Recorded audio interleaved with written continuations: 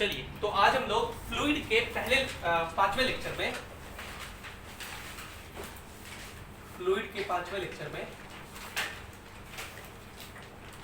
Viscosity के बारे में आगे चर्चा करेंगे। पिछले क्लास में हम लोग स्टोक्स लॉ पढ़ लिए थे, विस्कोसिटी क्या होता है ये जान लिए थे। आज का जो हमारा डिस्कशन होगा वो एक बहुत इंपॉर्टेंट साइंटिस्ट के बारे में है, एक बहुत इंपॉर्टेंट लॉ के बारे में है और इसका नाम है न्यूटन्स लॉ ऑफ विस्कोसिटी। आपको पता है कि बिना न्यूटन बाबा के बारे में पढ़े चैप्टर समाप्त नहीं हो सकता। कोई ऐसा चैप्टर नहीं जहां न्यूटन के बारे में नहीं पढ़ना। एक आध दो एक्सेप्शन अब मत गिलाने लगेगा कि सर इलास्टिसिटी में तो नहीं मिला था। खैर, न्यूटन्स लॉ ऑफ विस्कोसिटी, इसको शॉर्ट में हम लोग क्या कहेंगे? एनएलवी।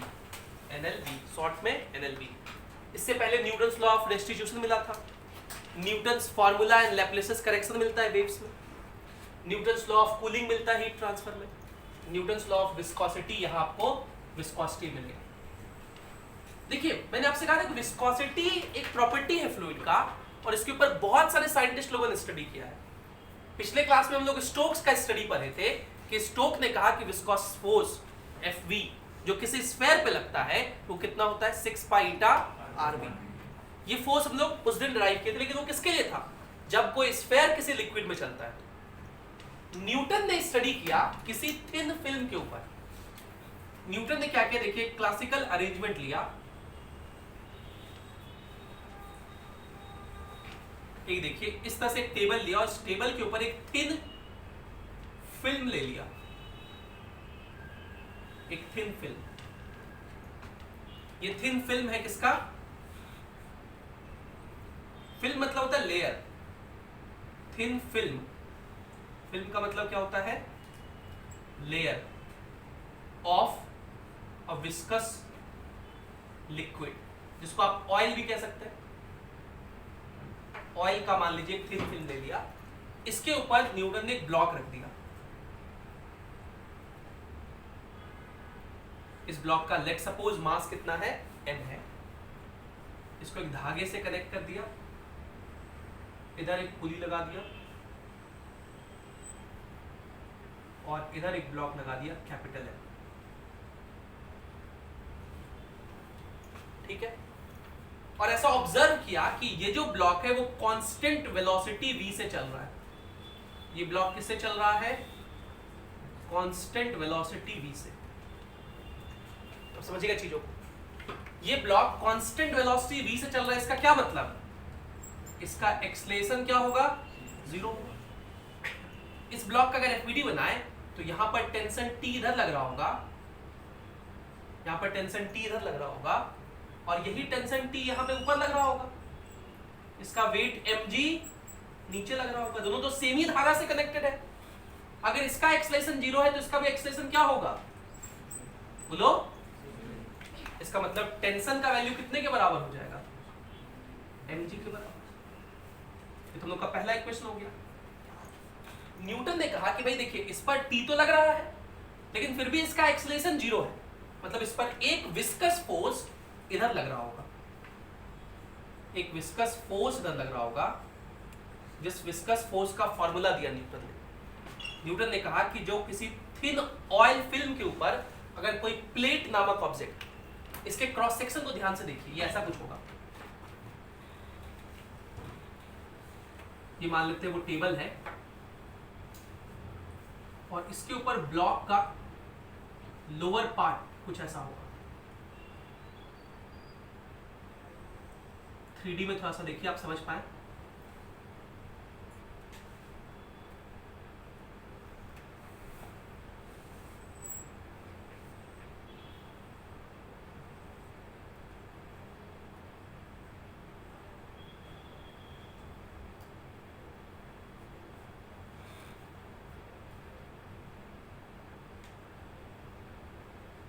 क्या आप समझ पा रहे हैं कैसा है?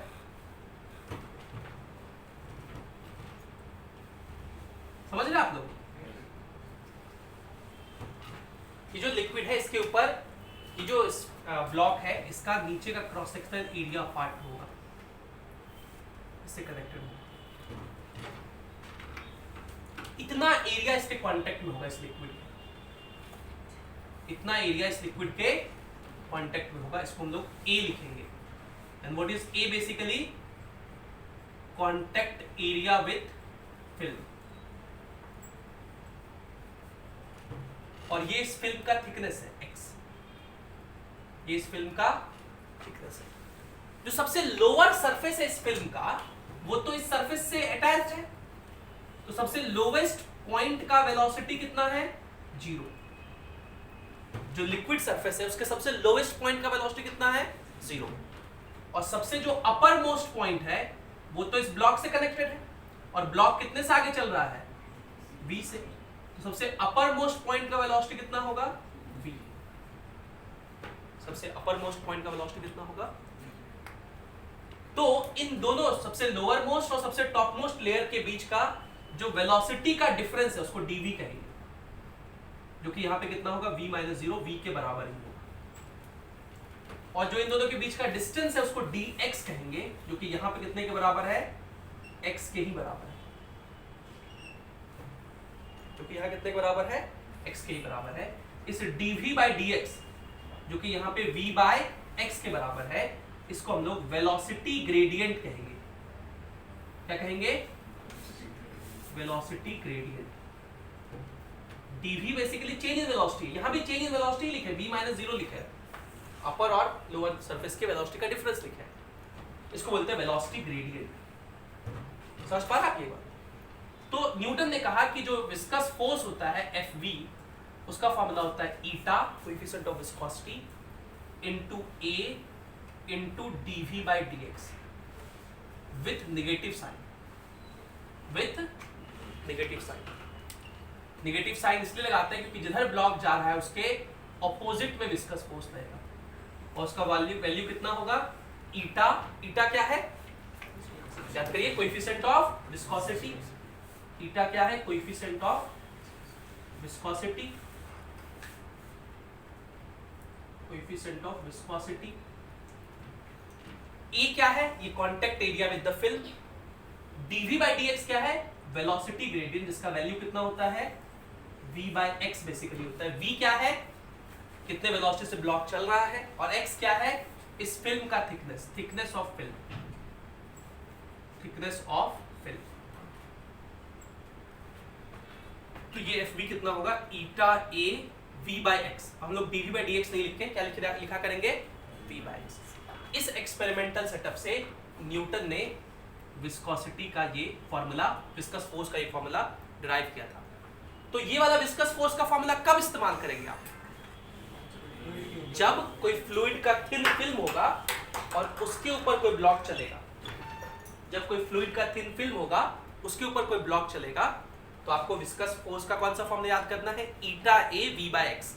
ईटा a v/x होता है, dv/dx होता है, लेकिन उसको v/x क्यों कह रहे हैं समझ रहे हैं? और माइनस का साइन क्या बताता है? ब्लॉक चला जा रहा है उसके ऑपोजिट में रहेगा। अब इसे इस सेटअप के लिए अगर बात करें तो इस ब्लॉक का एक्सेलरेशन क्या था? 0। इधर फोर्स जितना, इसका मतलब उधर ही फोर्स उतना ही। एक्सेलरेशन 0 मतलब नेट फोर्स 0, जितना फोर्स उधर उतना ही फोर्स। तो t का वैल्यू किसके बराबर होगा? यहाँ विस्कस फोर्स के बराबर। ये दूसरा इक्वेशन। यहां से t का वैल्यू किसके बराबर था? तो फ्रॉम इक्वेशन 1 एंड 2 हम लोग क्या कह सकते हैं? फ्रॉम इक्वेशन 1 एंड इक्वेशन 2 हम लोग क्या कह सकते हैं?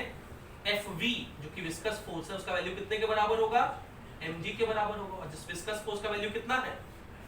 ईटा a v/x। तो इस सेटअप का इस्तेमाल करते हैं किसी भी लिक्विड का विस्कोसिटी निकालने के लिए, कोएफिशिएंट ऑफ विस्कोसिटी निकालने के लिए इस सेटअप का हम लोग इस्तेमाल करते हैं। ये m दिया रहता है, मतलब एक्सपेरिमेंटल सेटअप में एक m निकाल लेते हैं, देख लेते हैं कितना है। g तो पता ही है, v क्या है? इसका स्पीड, वो मेजर कर लेते हैं। x क्या है? इस फिल्म का थिकनेस, वो मेजर कर लेते हैं। a क्या है? कांटेक्ट एरिया, वो तो मेजर कर सकते हैं ब्लॉक का डायमेंशन से। इस सेटअप से हम लोग कोएफिशिएंट ऑफ विस्कोसिटी कैलकुलेट कर सकते हैं। और इसके ऊपर एनसीईआरटी में एक सवाल भी आपके ऊपर, इसके ऊपर यही वाला सवाल सेम पहले आया हुआ भी है जेईई में। तो सिर्फ सबका वैल्यू दिया रहेगा, आप पुट कर देंगे तो ईटा का वैल्यू आ जाएगा। इसको लिखिए, इसको हम लोग न्यूटन्स लॉ ऑफ विस्कोसिटी कहते हैं। फिर इस पे एक सवाल करेंगे।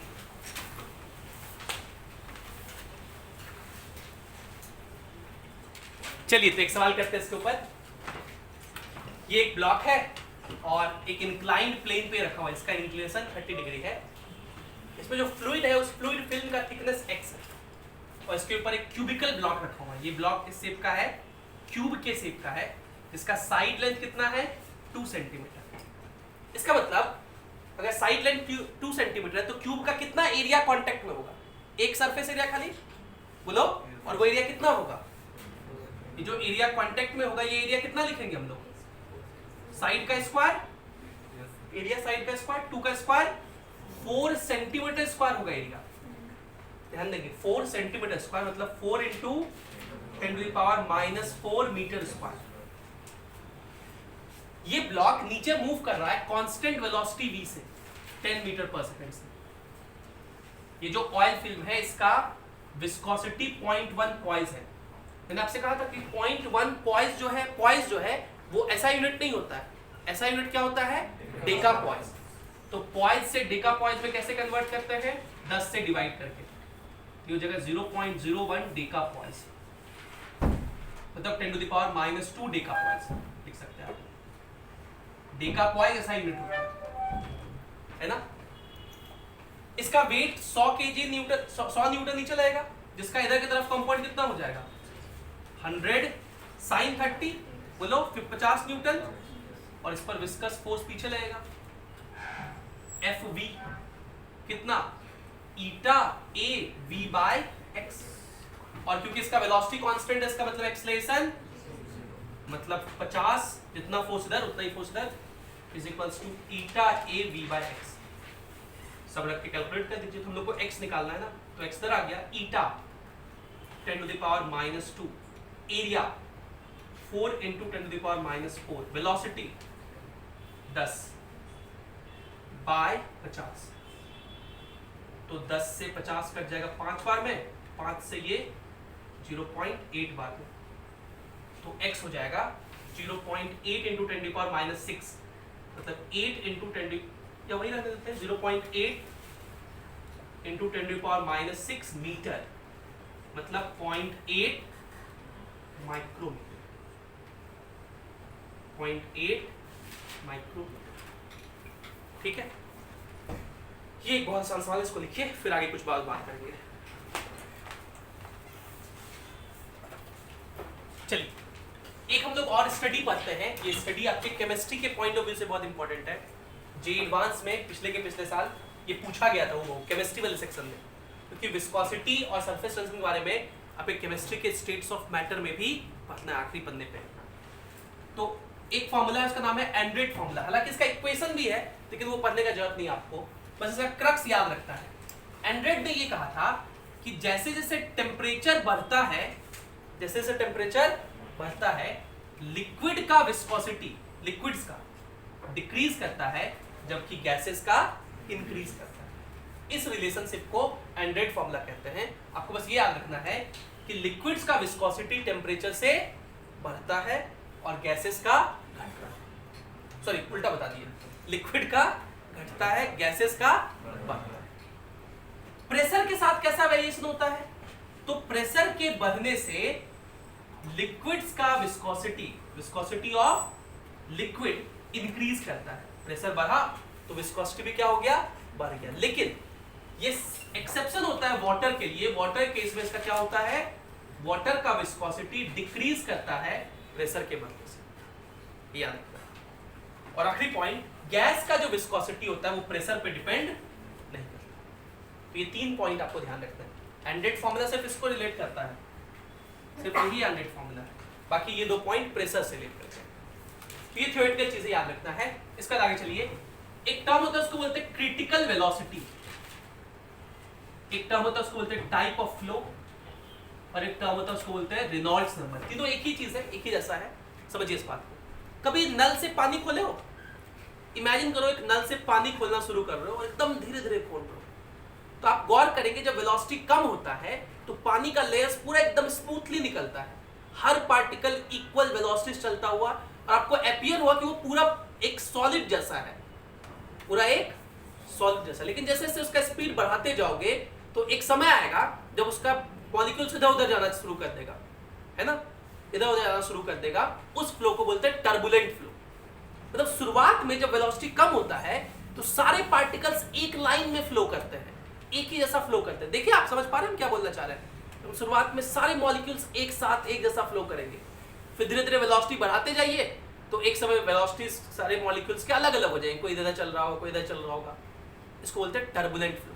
और जो बीच का ट्रांजिशन स्टेट होता है उसको बोलते हैं ट्रांजिएंट फ्लो। ये विजुअलाइज करने का चीज है, इसको विजुअलाइज करने के लिए ये बातें स्टडी किया गया। तो हम लोग टाइप्स ऑफ फ्लो को 3 भाग में बांटे हैं। टाइप्स ऑफ फ्लो कितने भाग में बांटे हैं? 3 भाग में। पहले फ्लो को कहते हैं हम लोग लैमिनार फ्लो। क्या कहते हैं? Laminar flow. ये इसी का दूसरा नाम है streamed line flow. Streamed line flow, stream line flow. और ऐसा कब होगा? जब वेलोसिटी बहुत कम होगा। और वो वेलोसिटी किससे कम होना चाहिए? क्रिटिकल वेलोसिटी से।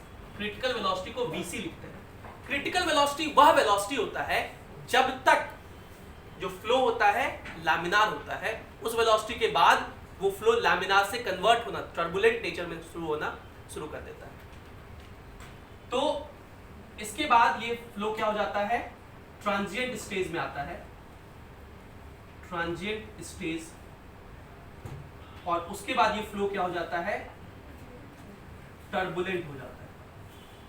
तो टर्बुलेंट के केस में जो वेलोसिटी होता है वो क्या होता है? क्रिटिकल वेलोसिटी से ज्यादा होता है। लैमिनार में क्रिटिकल वेलोसिटी से कम। ठीक है? ट्रांजिएंट में बीच बीच का। और ये सब विजुअलाइज करने का चीज है। तो रेनॉल्ट नामक एक साइंटिस्ट थे, उसने कहा कि भाई आपको अगर विजुअलाइज करना है ना तो ये तो देख के पता करना पड़ेगा। देख के तो पता कर ही लेंगे, लेकिन बिना देखे अगर आपको सिर्फ डेटा दे दें हम कि वेलोसिटी इतना है, डेंसिटी इतना है, विस्कोसिटी इतना है, इस पाइप से फ्लो कर रहा है, उस पाइप का डायमीटर इतना है, तो आप बता सकते हैं बिना देखे। और बिना देखे कैसे बताएंगे? तो आप रेनॉल्ड्स नंबर कैलकुलेट करिए। रेनॉल्ड्स नंबर को R से लिखते हैं और इसका फॉर्मूला दिया रेनॉल्ड्स ने, कहा कि ये फॉर्मूला होगा rho v d by eta. क्या फॉर्मूला होगा? Rho v d by eta. Reynolds number का R का फॉर्मूला होता है rho v d by eta. R क्या है? Reynolds number. रो क्या है? डेंसिटी। रो क्या है? Density of liquid. V क्या है? Velocity of flow. V क्या है? Velocity of flow. And D क्या है? Diameter of pipe. D क्या है? Diameter of pipe. तो हम लोग रेनॉल्ड्स नंबर कैलकुलेट करेंगे। लैमिनार फ्लो के लिए रेनॉल्ड्स नंबर लेस देन 1000 होना चाहिए। कैसा होना चाहिए? Less than 1000। और ये एनसीईआरटी कहता है। ये कौन लिखता है? एनसीईआरटी में लिखा हुआ है कि रेनॉल्ड्स नंबर 1000 से अगर कम होगा तो उसको हम लोग लैमिनार फ्लो करेंगे। इंजीनियरिंग के प्रोफेसर जितने लोग हैं उनका, क्योंकि ये विजुअलाइज करने का चीज है, कोई चीज आपको कभी लैमिनार दिख सकता है, कोई एक पार्टिकल को देख पाना बहुत मुश्किल होता है। तो इंजीनियरिंग में जब हम लोग पढ़ते हैं, इंजीनियरिंग के प्रोफेसर जब लिखते हैं तो वो कहते हैं कि रेनॉल्ड्स नंबर अगर 2000 से कम हो गया तो इसको आप लैमिनार ही कंसीडर करेंगे। अदर बुक्स में लिखा है, लेकिन क्योंकि हम लोग के लिए बेस क्या है? एनसीईआरटी है, तो हम लोग एनसीईआरटी को ही लेके चलेंगे। जनरली क्वेश्चन ऐसा कभी नहीं पूछा गया कि कभी कंफ्यूजन हो, दो अलग अलग मत में दिक्कत हो जाए। जनरली रेनॉल्ड्स नंबर आप कैलकुलेट करेंगे तो 700 आ गया, 800 आ गया, 500 आ गया, या उसके रेंज में 540 आ गया। तो ऑब्वियस सी बात है, चाहे किसी भी बुक को फॉलो कीजिए, कैसा फ्लो कहेंगे? Laminar flow. ट्रांजिएंट स्टेज में ये फ्लो 1000 से, रेनॉल्ड्स नंबर 1000 से 2000 के बीच होता है, ऐसा एनसीईआरटी लिखता है। ऐसा एनसीईआरटी लिखता है। और टर्बुलेंट फ्लो में रेनॉल्ड्स नंबर 2000 से ज्यादा होता है, ऐसा एनसीईआरटी लिखता है। अदर बुक्स में लिखा जाता है कि 2000 से अगर 3000 है, जैसे एचसी वर्मा में यही लिखा हुआ है जो हम लिख रहे हैं ना, दूसरा वाला अदर बुक्स, क्योंकि एचसी वर्मा खुद मैकेनिकल इंजीनियरिंग के प्रोफेसर रहे हैं, तो वहां पे हम लोग भी मैकेनिकल इंजीनियरिंग में यही पढ़ते हैं 2000 से 3000 भी। लेकिन एनसीईआरटी में जो लिखा हुआ है क्लास 11 पे, वो ये पहले वाला लिखा हुआ है। तो 2000 से 3000 को ट्रांजिएंट माना जाता है और 3000 से ऊपर को टर्बुलेंट माना जाता है। Turbulent flow. आप लोग को बाबू सोना टाइप इसके झगड़े में सुलझाने में नहीं घुस जाना है कि एनसीईआरटी सही है कि कौन सा सही है। हमें बस नट सेल में याद रखते हैं कि 1000 से कम होता है तो टर्बुलेंट, 1000 से 3000 के बीच आ गया तो ट्रांजिएंट मान के चलेंगे, और 3000 से ज्यादा है तो ठीक है, 3000 ज्यादा है तो टर्बुलेंट है। और हमारे केस में जनरली वही चलेगा। ठीक है, जनरली आंसर ऐसा होगा। एनसीईआरटी में से एक सवाल है इसके ऊपर, सब वैल्यूज दिए हुए हैं और सवाल पूछा गया, आप जाके आज सब वो सवाल सॉल्व करिएगा। तो उसमें दो केस लिया गया है, दोनों केस में पहले वाले केस में 700 के आसपास आता है तो लैमिनार कहेंगे, दूसरे केस में 5000 के आसपास आता है, क्या कहोगे? इसका बात माने किसका बात माने? दोनों की बात माने, बात बराबर है। तो इनके झगड़े में हमें नहीं पड़ना है, इनका झगड़ा सुलझाने दीजिए। इस फॉर्मूले को मैं थोड़ा सा और लिख रहा हूं डिस्चार्ज के टर्म में, क्योंकि एनसीईआरटी में सवाल है ना उसमें डिस्चार्ज दिया हुआ है। डिस्चार्ज जानते हैं आप लोग?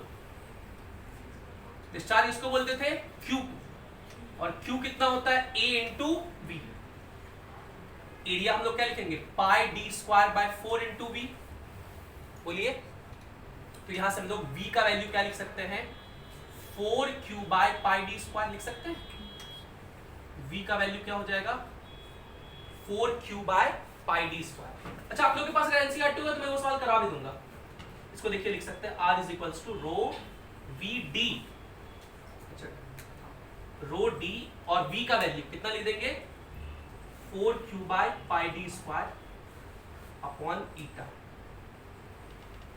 तो यहां से R का फॉर्मूला क्या लिखेंगे हम लोग? एक D से ये D कट जाएगा, 4 रो Q by pi eta D। इस फॉर्म में भी आंसर लिख सकते हैं, मतलब रेनॉल्ड्स नंबर लिख सकते हैं। इस फॉर्म में क्या नहीं दिया हुआ है? V नहीं दिया हुआ है, डायमीटर के फॉर्म में है। आप उल्टा भी चाहे तो डायमीटर भी चाहे तो रिप्लेस कर सकते हैं, यहां से तो रिप्लेस कर ही सकते हैं डायमीटर भी, तो दूसरे फॉर्म में भी लिख सकते हैं। इन जनरल ये दो फेमस टर्म चलता है रेनॉल्ड्स नंबर। क्या आपको बात समझ में आ गया? पक्का? इसके बारे में थोड़ा सा बोलूं तो आप लिखेंगे? लिखिए। अच्छा, ये वाला नहीं लिखा है क्या आप लोग? ये लिख लीजिए पहले, ये लिखने के बाद लिखिएगा ये हेडिंग डालिए, critical velocity, type of flow and Reynolds number. और इसमें लिखिए क्रिटिकल वेलोसिटी में, critical velocity, critical velocity, critical velocity is the maximum velocity of a fluid, of a viscous fluid. Critical velocity is the maximum velocity of a viscous fluid, of a viscous fluid till which the motion of fluid is considered laminar. The motion is considered laminar, bracket में streamline flow, streamline flow, streamline flow, streamline flow। क्या बात clear है? इसको लिख लीजिए सही से।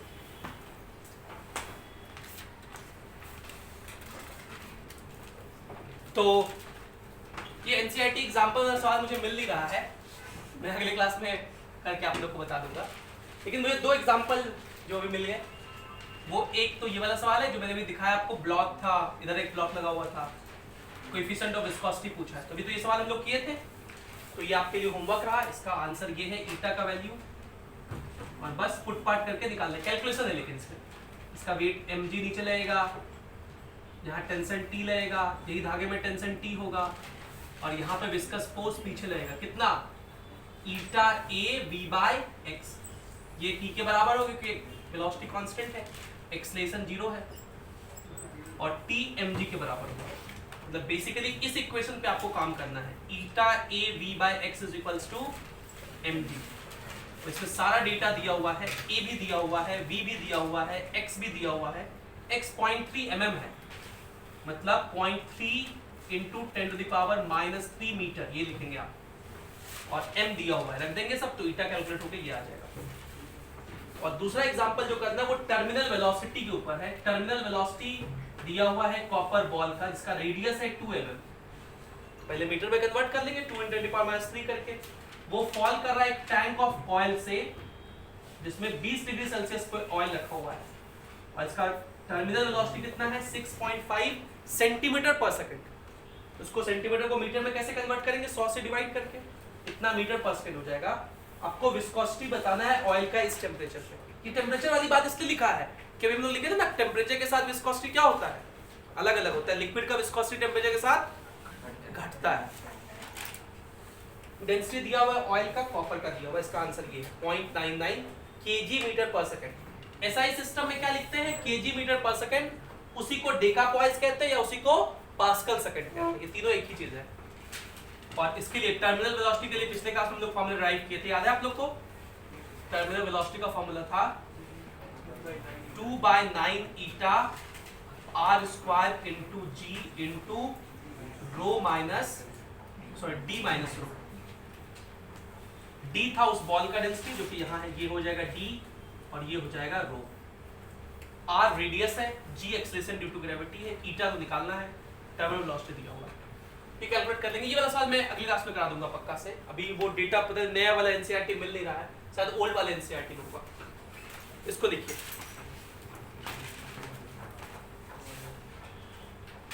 Viscosity में जो आखिरी बात हम लोग को जानना है वो है पॉइज़लीज इक्वेशन। पॉइज़लीज इक्वेशन, और ये एक बहुत महत्वपूर्ण टॉपिक है, इसको बहुत अच्छे से समझिए। पॉइज़लीज इक्वेशन आपको अगर याद हो तो मैंने आपसे डिस्कस किया था बर्नौलीज प्रिंसिपल। शुरुआत के लेक्चर्स में फ्लूइड डायनेमिक्स में हमने बर्नौलीज प्रिंसिपल डिस्कस किया था।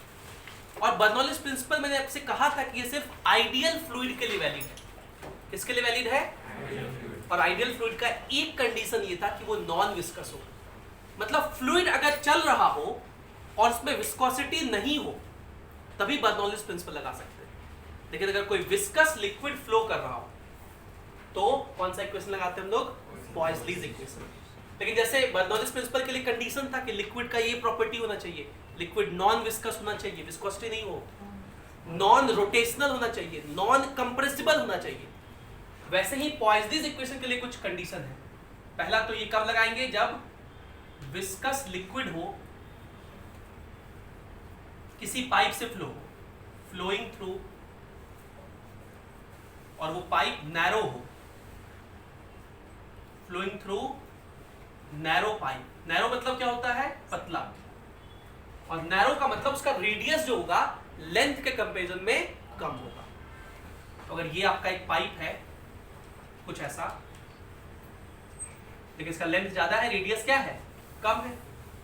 इसका रेडियस है r और इसका लेंथ है l, तो फ्लूइड फ्लो करेगा। कहां से कहां फ्लो करेगा? इधर से इधर कि इधर से इधर? जहां प्रेशर ज्यादा होगा वहां से लो प्रेशर है। ये फिजिक्स का नियम है। हर चीज हाई प्रेशर से लो प्रेशर, हाई टेम्परेचर से लो टेम्परेचर, हाई पोटेंशियल से लो पोटेंशियल, हाई नॉलेज से लो नॉलेज। जिस दिन आप मान ले कि सामने वाले मास्टर को कुछ नहीं आता है, उस दिन कुछ नहीं सीख पाओगे, क्योंकि आप तो मान लिए कि सामने वाले कुछ नहीं आता है, आपको ज्यादा आता है, तो नॉलेज का रिवर्स ट्रांसफर नहीं होता है, हमेशा हाई से लो की तरफ होता है। तो इस पॉइंट का प्रेशर कितना मान लिए हम लोग? P1, और इस पॉइंट का प्रेशर कितना मान लिए? P2। अगर P1 P2 से ज्यादा है तो प्रेशर का डिफरेंस होगा, और हाई प्रेशर से लो प्रेशर की तरफ फ्लूइड फ्लो करेगा, फ्लूइड फ्लो करेगा। ठीक है? जिस रेट से फ्लूइड फ्लो करेगा उसको हम लोग Q से लिखते हैं, और Q को क्या पढ़ते हैं, याद है आप लोग को? डिस्चार्ज। ऐसे को क्या बोलते हैं? Volume of liquid, volume of liquid flowing per second, flowing per second. ऐसे का दूसरा नाम एक और बताया था आपको, volumetric flow rate, volumetric flow rate. Poiseuille ने इस Q का फॉर्मूला निकाला और कहा कि ये Q होता है पाई पी आर का पावर 4 बाय 8 ईटा एल। क्या होता है? पाई पी आर का पावर 4 बाय 8 ईटा एल। अब इस फॉर्मूले को गौर से देखिए, what is P here? P is pressure difference. P क्या है? प्रेशर डिफरेंस है। बेसिकली P1 माइनस P2 को हम लोग P कहते हैं। कहीं कहीं डेल्टा P भी लिखा रहता है, कुछ भी लिख सकते हैं। अब ये Q देखिए क्या लिखेंगे, मैं डेल्टा P ही लिख देता हूं अगर आपको सुविधा हो डेल्टा में। तो इसको ऐसा लिख सकते हैं क्या, delta P upon 8 eta L by pi R का पावर 4। क्या हम ऐसा लिख सकते हैं? जैसे ओम्स लॉ आपने बचपन में पढ़ा होगा, क्लास 10th में ओम्स लॉ। ओम्स लॉ कहता है कि अगर कोई रजिस्टर है, उसके एक एंड का पोटेंशियल V1 है, दूसरे एंड का पोटेंशियल V2 है, तो उसमें करंट फ्लो करेगा हाई पोटेंशियल से, और करंट कितने के बराबर होगा? Potential difference V1 minus V2 by resistance के बराबर। इसको हम लोग ओम्स लॉ कहते हैं। और नीचे R क्या बोलते हैं? रेजिस्टेंस। सिमिलर चीज हम लोग फूरियर लॉ पढ़ते हैं। हम लोग कंडक्शन में फूरियर लॉ पढ़ते हैं, हीट ट्रांसफर में फूरियर लॉ ऑफ कंडक्शन। और वहां क्या कहते हैं कि अगर कोई रॉड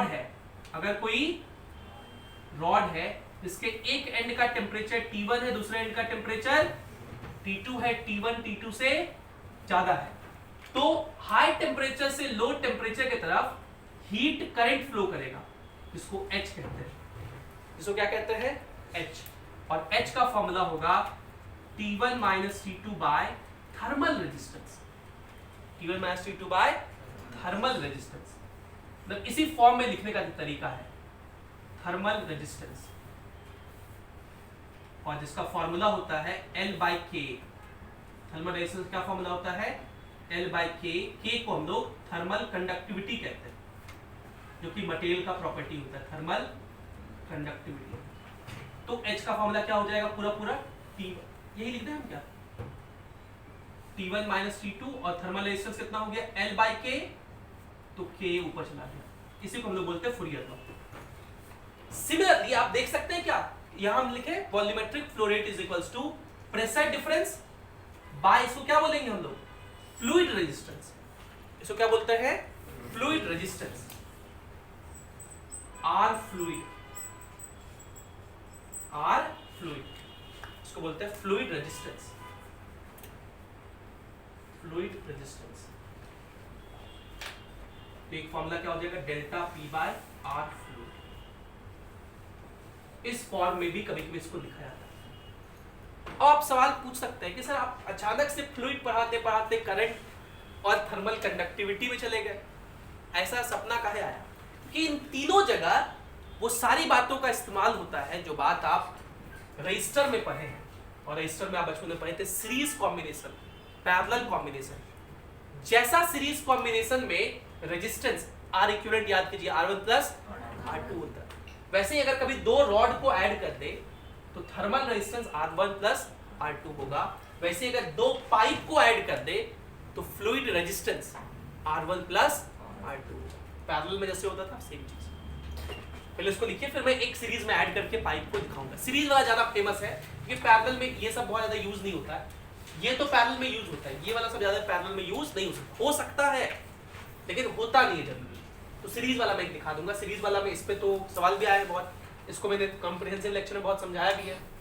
इस पे हम लोग एक सवाल कर लेंगे तो हमारा काम विस्कोसिटी का आज खत्म हो जाएगा और आज का लेक्चर भी लिखिए।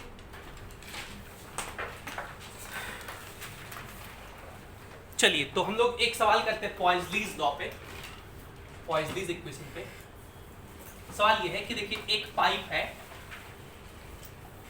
और ये जो पाइप है, इस पाइप का लेंथ L है और इसका रेडियस R है। इस पाइप का रेडियस R है। इस पाइप के एक एंड का प्रेशर P1 है, दूसरे एंड का प्रेशर P2 है और P1 P2 से ज्यादा है। इसमें जो फ्लूइड फ्लो कर रहा है इस प्रेशर डिफरेंस की वजह से उसका डिस्चार्ज Q है। डिस्चार्ज कितना है? Q। ये कंडीशन दी हुई। अब सवाल ये है कि अगर मैं इस ट्यूब के साथ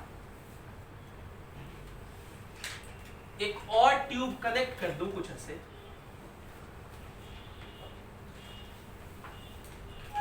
दो ट्यूब अब कनेक्ट हो गए,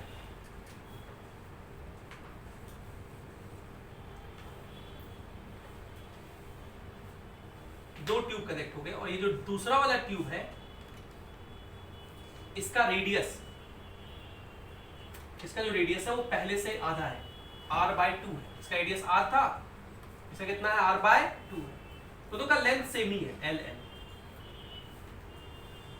अभी भी प्रेशर डिफरेंस P1 और P2 ही है, P1 P2 से ज्यादा है। अब बताना है कि डिस्चार्ज Q डैश कितना होगा in terms of Q, in terms of Q, in terms of Q। तो कैसे निकालेंगे हम लोग, ये सीखिए जरा।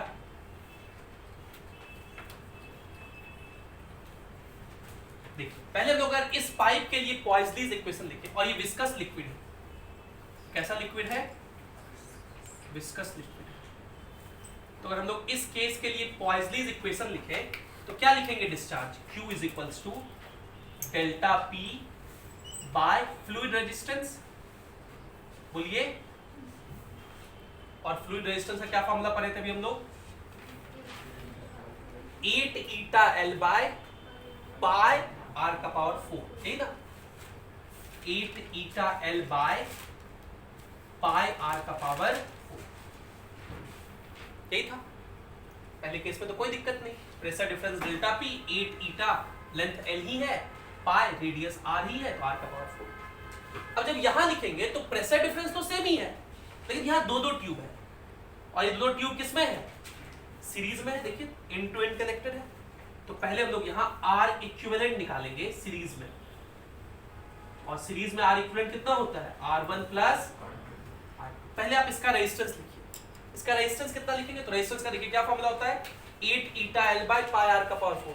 मतलब रेजिस्टेंस सिर्फ इसके ज्योमेट्रिकल प्रॉपर्टीज पे नहीं, इसके विस्कोसिटी पे भी डिपेंड करता है, जो फ्लूइड है। तो क्या लिखेंगे इसका resistance, 8 eta L by pi R का पावर 4 प्लस इसका क्या लिखेंगे, 8 ईटा इसका लेंथ L बाय पाई, इसका रेडियस R/2, उसका पावर 4, तो कितना हो जाएगा, R का पावर 4 बाय 16 ऊपर चला जाएगा,